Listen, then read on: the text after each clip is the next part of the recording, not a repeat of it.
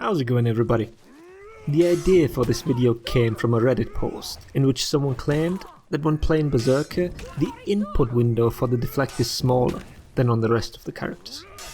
So here I am thinking, oh, that'll be easy, I can test it real quick. Yeah, right. And so I thought. I took a look at all the assassins. I didn't bother with the pseudo deflects like Valkyries or Kenseis. The testing method was like this. I took the moment the deflect is initiated as the starting point.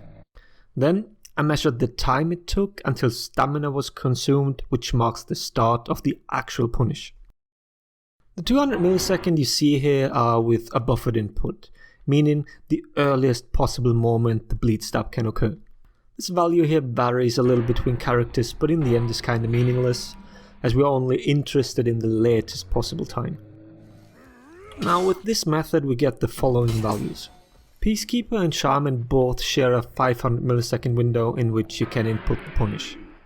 I've performed dozens of deflects with each character, and in their cases you can really feel that you have a generous amount of time to react to even accidental deflects.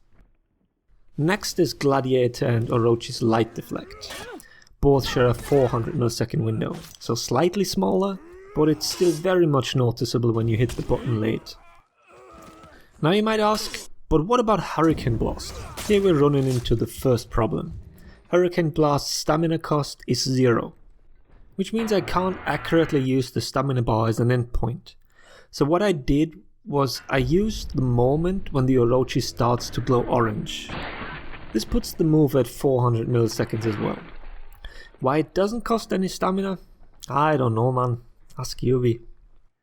Shinobi is even better. All of his deflects use stamina at exactly 300 milliseconds into the move. It doesn't matter whether you do nothing, light or kick, it always occurs at the exact same moment and the follow-up move doesn't cost anything. So once again I have no point I can use to determine the end of the window. The only option I have is to use the orange glow on his kick.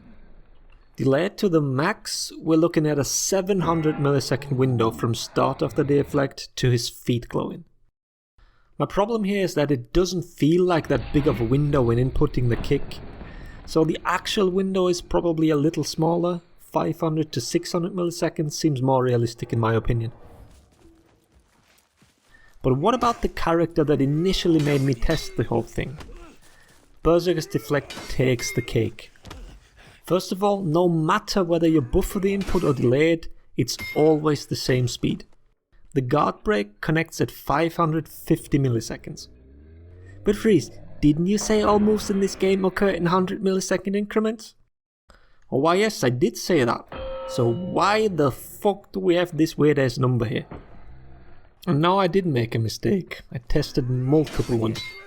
And as you might have also noticed already, the move has 0 stamina cost as well. So what happens if you mess up the timing and input the guard break too late? Then the guard break starts 500 milliseconds after the deflect. If you look closely, you'll notice that the deflect guard break is significantly faster than a normal guard break, but I can't measure how fast it is, which would give me at least a rough idea of the deflect window. As it is right now, I can only go by feel and the fact that 500 milliseconds is too late to input a viable deflect guard break. I'd put the window at 300 to 400 milliseconds. It feels smaller than Gladiator's, but I can't give you any actual proof for that.